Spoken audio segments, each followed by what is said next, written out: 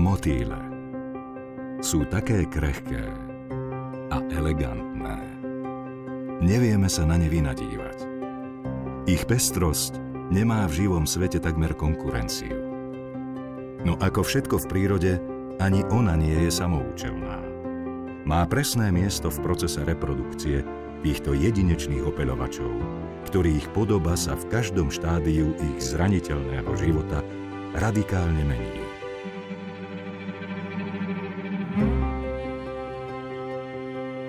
Držme im palce na tejto náročnej ceste, veď nebyť ich, nebolo by ani pestrosti mnohých kvitnúcich rastlín.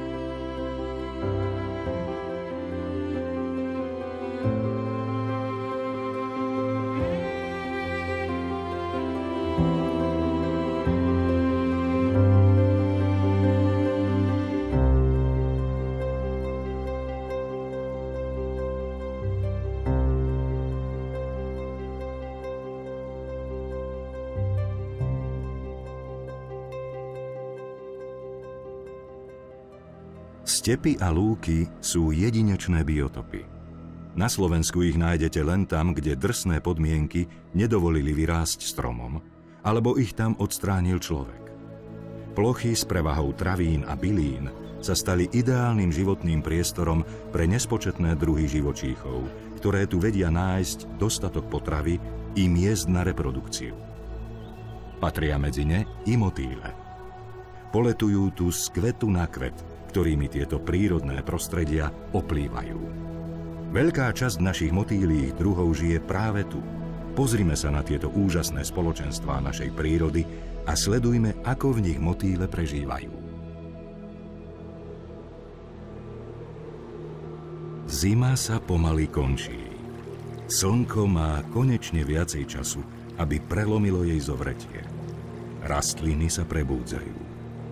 Rozvinuli kvety a vôňou pod zásterkou hodovania lákajú hmyz, aby ich opelil.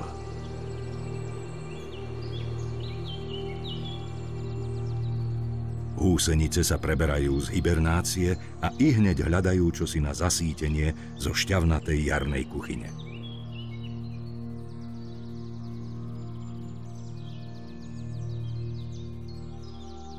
Vylietajú motýle, ktoré prežili zimu.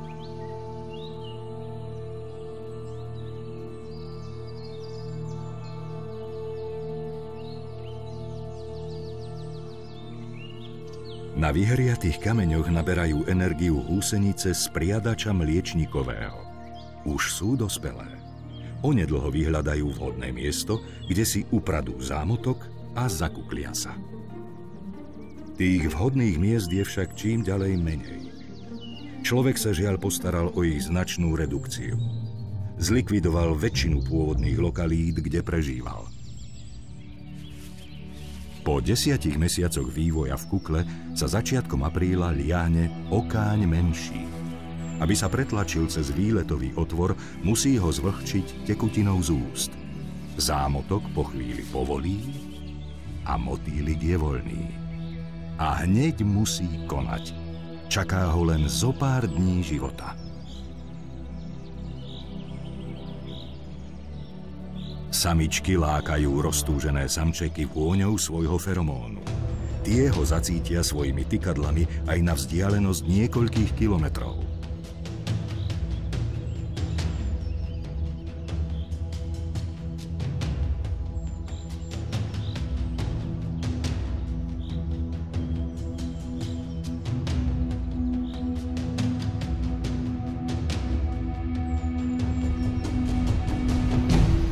Oponou noci prebieha kľúčové dejstvo života samičky. Musí sa postarať o svoje potomstvo.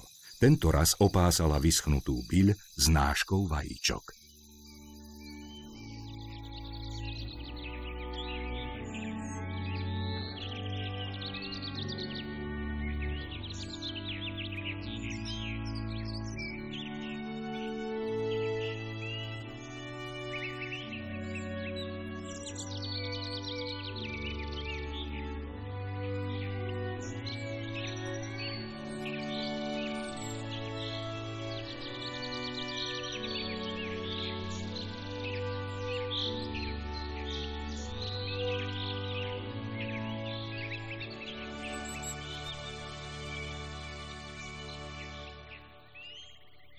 Mnohokrát vajíčka motýľov nakladené na rastlinách prečkajú celú zimu.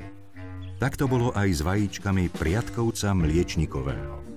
Čerstvo vyliahnuté húseničky okamžite spriadajú svoje pavučinové hniezdo.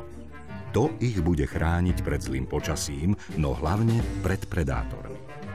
Primerane svojej veľkosti ho neustále rozširujú. Svoje hniezdo vytvoria všade tam, kde sa premiestnia za potravou. Nakoniec ho opustia a jednotlivé húseničky si nájdu miesto, kde sa zakuklia.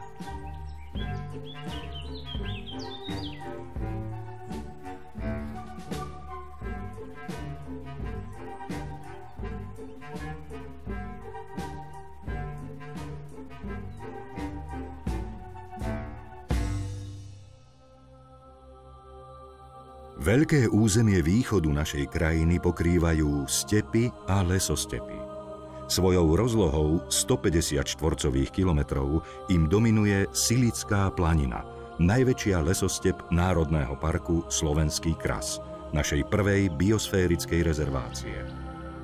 Spoločne so susednou Plešiveckou planinou sa nachádzajú na vápencových náhorných plošinách a obe sú pokryté unikátnym xerotermným rastlinným spoločenstvom. Za svoj domov si tento priestor zvolilo mnoho vzácnych a ojedinelých druhov motýľov. Jedným z nich je mlynárik ovocný, prv obávaný škodca, dnes žiaľ už ohrozený druh. Žravosť jeho húseníc spôsobovala veľké škody v ovocných sadoch. Tu na planine sú jeho potravou predovšetkým listy hlohu. V priaznivých rokoch sa rýchlo množí a migruje aj do veľmi vzdialených oblastí. Možno aj tento práve vyliahnutý jedinec doputuje až na vašu záhradu.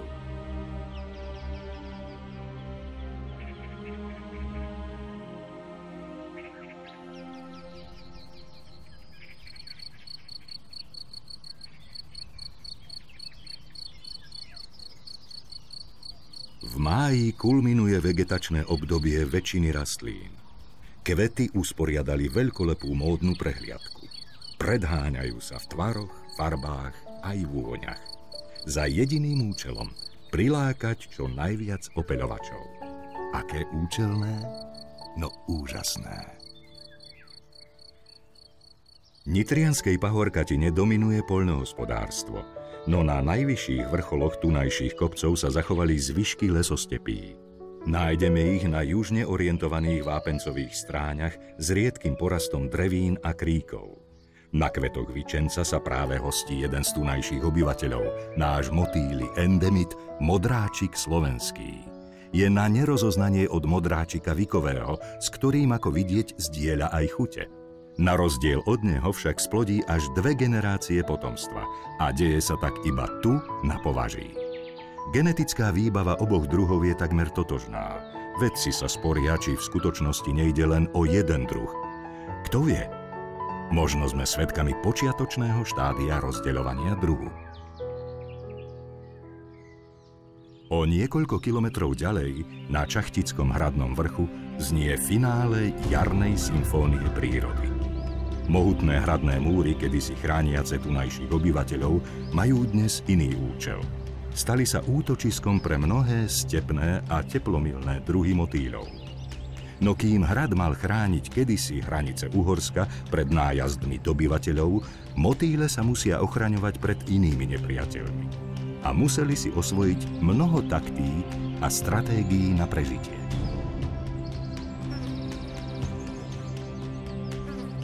Najúčinnejšie je dobre sa zamaskovať a ani sa nepohnúť.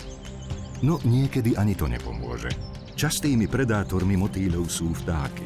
Ich telíčka plné proteínov sú pre ne veľkým zdrojom energie. Vrabec najskôr odstráni motýľovi krídla, aby si potom, kde si ústraní, mohol vychutnať túto láhodku.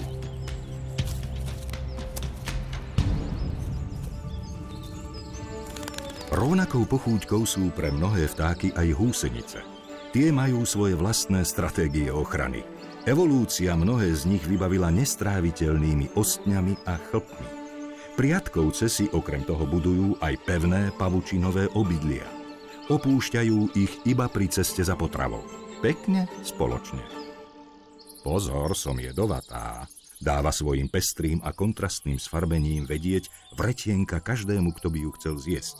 Ak to neuverí, pocíti, čo dokáže kyanid obsiahnutý v jej telíčku. Získava ho premenou látok obsiahnutých v bôbovitých rastlinách, ktorými sa prevažne živí. No vie si ho vytvoriť aj z vlastných aminokyselín.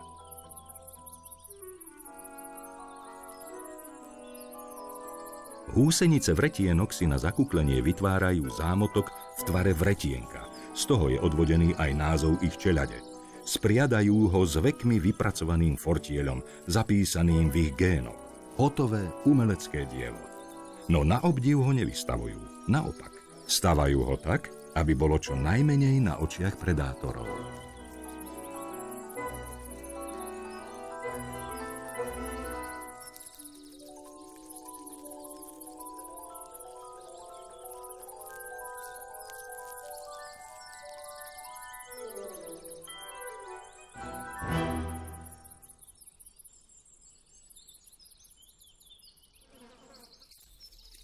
Sršne a osy patria v ríši hmyzu k najobávanejším predátorom.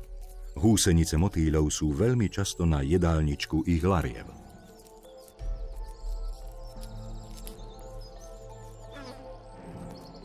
Kutavka síce nepatrí do čeľade sršňovitých, no práve ulovila húsenicu motýlika piadivky. Paralizovanú bodnutím jedu ju vťahuje do svojej podzemnej komórky, kde na ňu nakladie vajíčko. Komórku nakoniec dôkladne uzavrie. Pre larvu kutavky bude dosť potravy na celé obdobie jej vývoja.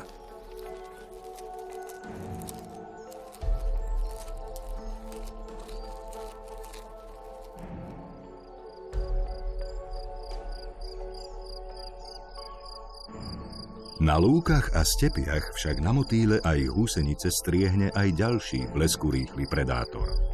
Modlivka nepohrdne žiadnym hmyzom. A keď si ho vyhliadne, na únik už niet šance. Tieto kruté scény sa odohrávajú v prírode dennodenne, no na rozdiel od ľudí, tento lovec loví len aby prežil.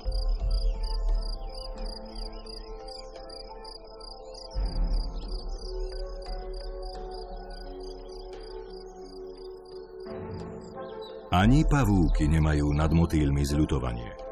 Ich dokonale utkané siete sa stanú pascou pre nejedného z nich. Viac úlovkov, silnejšie potomstvo. Všetko však v dokonalej rovnováhe, aby mal každý druh šancu na prežitie.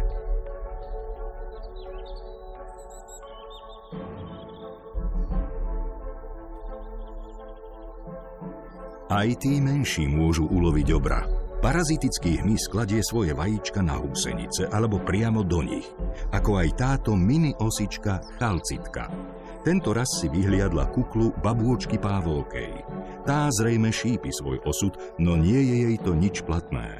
Namiesto toho, aby dovršila svoju dokonalú premenu, stane sa konzervou pre potomstvo tohto mimoriadne úspešného hmyzieho druhu.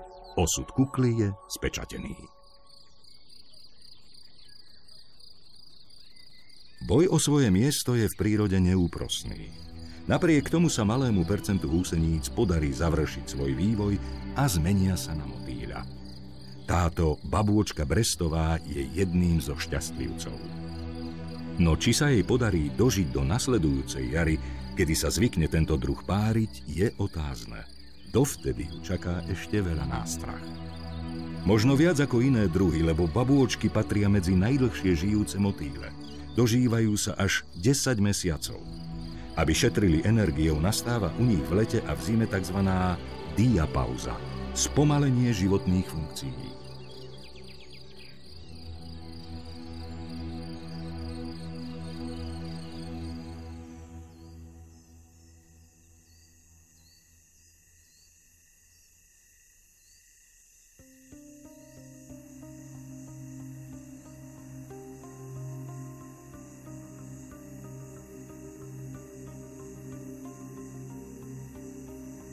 Priatkovec mliečnikový, na rozdiel od babôčky, musí všetko stihnúť za jeden deň. Len toľko času mu zostáva do konca života. Podvečer sa vyliahne, potom si rýchlo nájsť partnera a aj samotné párenie musí stihnúť za pár minút.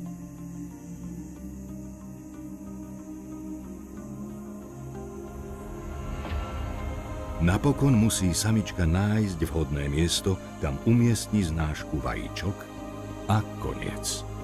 Úloha je splnená. Gény sú odovzdané a ďalšia generácia priatkovcov bude čakať na svoj zrod. Väčšinu prírodnej krajiny prispôsobil človek vekmi svojim potrebám.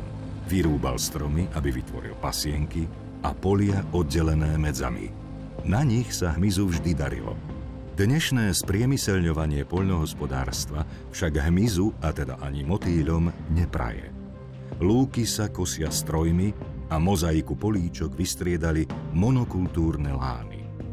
Má to za následok znižovanie rastlinnej pestrosti a následné oslabovanie populácií motýľov. Stráne by sa nemali kosiť veľkoplošne, aby si motýle v nepokosených častiach vždy našli to, čo potrebujú k životu. Lúky a pasienky najlepšie udržiava pri živote potulné pasenie oviec, kôz a dobytka. Zvieracie pisky sa postarajú o odstránenie mladých semenáčikov, z ktorých by neskôr na týchto miestach opäť vyrástol les.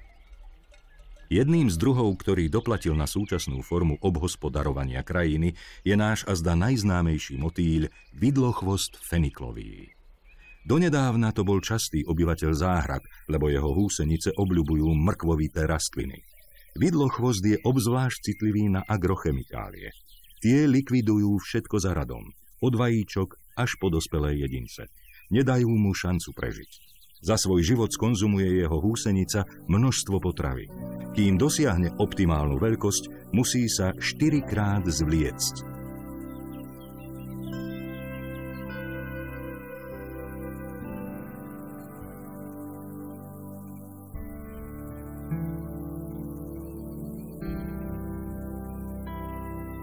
Nakoniec sa opáše vláknom o vhodný podklad a premení sa na kuklu. Po 2 až 3 týždňoch ju za necelé 2 minúty opustí dospelý motýľ.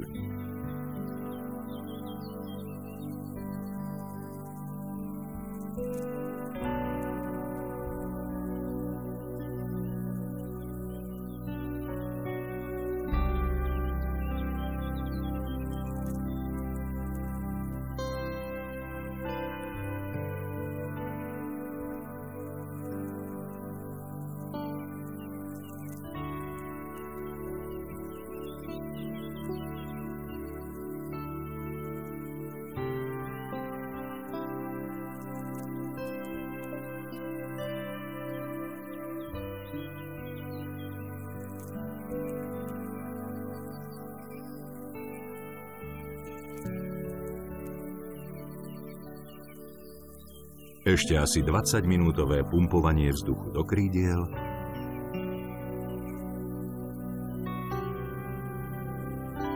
a svadobný šat vystaví na obdiv.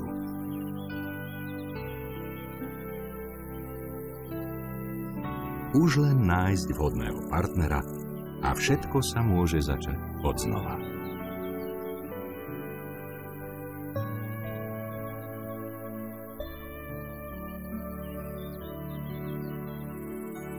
Keď v lete na stepiach po zrážkach už niet ani stopy a teploty vrcholia, môžu skalnaté povrchy dosahovať až 70 stupňov Celzia.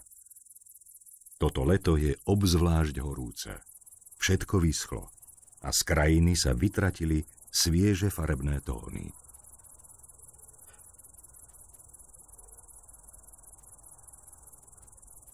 Stepné motýle však zvládajú aj takéto drsné podmienky.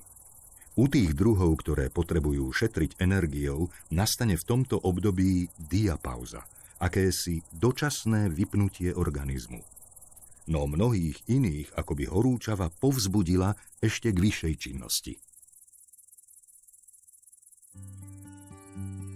Takými sú aj niektoré druhy lišajov. Ciciakom, ktorý prevyšuje aj dĺžku ich telíčka, zberajú nektár z tých najhlbšie ukrytých častí kvetov. Krídlami pritom mávajú až 40 krát za sekundu, aby sa udržali vo vzduchu na jednom mieste. Len spomalený záber zachytí, ako to vlastne robia.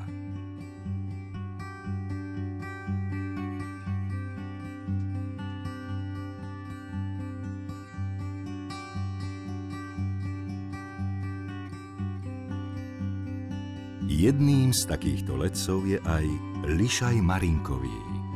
Často hoduje aj v našich záhradách a na balkónoch. Lieta ako stíhačka a pritom spáli obrovské množstvo energie, ktorú musí neustále doplňať vo forme nektáru z kvetov. Hoci ho môžeme vídať takmer všade, jeho pôvodným domovom sú stepné lúky. Tam nachádzajú jeho húsenice vhodnú potravu. Na západe Slovenska pod úpetím Malých Karpát sa rozprestiera krajina nevšedných zákutí. Záhorie. Každého návštevníka uchváti predovšetkým množstvom piesku, ktorý tvorí podklad takmer celého jeho územia. Ten sem priviali hlavne vetry počas pleistocénu pred 2,6 až 10 000 rokmi pred našim letopočtom v období striedania ľadových dôb z oblastí okolo rieky Moravy. Otvorené plochy s množstvom piesočných dún tvoria unikátny, rozlohou najväčší biotop takéhoto druhu v strednej Európe. Má vzácnych obyvateľov. Podľa mena nemôže žiť očkáň piesočný ani hádam inde. Sekunduje mu očkáň hájový za asistencie vretienky smldníkovej.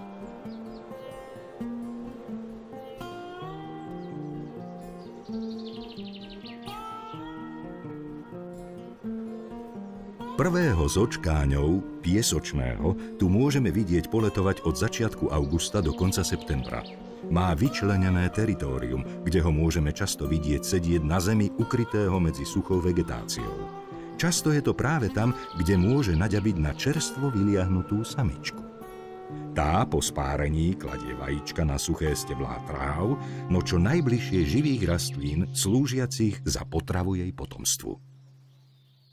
Keď sa leto pomaly končí, aktivita motýľov vrcholí. Druhy s rýchlym vývojovým cyklom stihnú do zimy celý proces ešte raz zopakovať a prezimujú až vajíčka z ich druhej generácie. Iné druhy stihnú len druhé štádium vývoja a tak prezimujú ich húseničky. No len zlomok z nich to skutočne dokáže. Ďalšie straty utrpí generácia húseničiek v nasledujúcom roku. A tak sa z nich dožije nakoniec len malé percento štádia dospelého motýľa.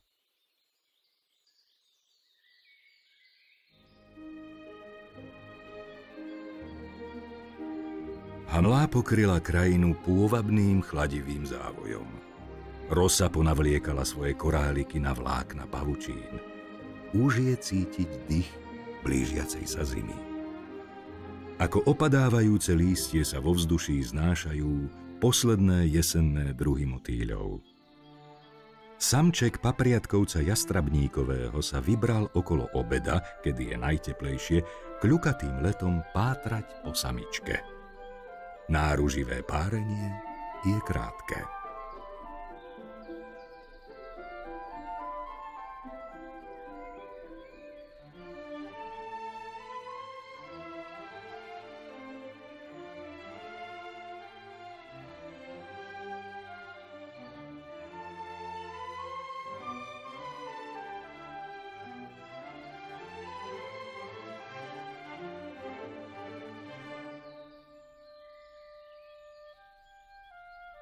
Uspokojený samček odlieta a v zápätí za ním aj samička. Jej let je len krátky, aby čo najrýchlejšie nakládla vajíčka do blízkej vegetácie. Znášku rozdelí na niekoľko miest, aby zvýšila šancu aspoň niektorým vajíčkam prežiť zimu. Čoskoro prejdú prvou skúškou chladom.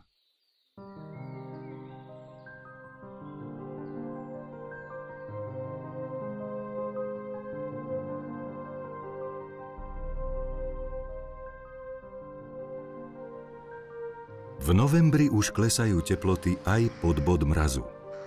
Zima si už vyžiadala prvé obete. Tieto húseničky zamrzli skôr, než sa stihli zakukliť. Tie motýle, ktoré načerpali z kvetov dostatok energie, stihli ešte prejsť do stavu hibernácie, ktorý im pomôže prečkať najkrutejšie obdobie ich života. Väčšina druhov motýľov prezimuje ako kukla v zemi. To je najistejší spôsob. Druhy, ktoré zimujú vo forme vajíčok, sú predsa len menej chránené. A tie, ktoré zimujú vo forme hibernujúcich motýľov alebo húseníc, sú skryté zväčša v obaloch z lístia, v spoločnom hniezde alebo v dutinách stromov. Nech už je ich forma zimovania akákoľvek, každý z organizmov má počas neho v sebe nemrznúci enzym, ktorý ho chráni pred poškodením mrazom.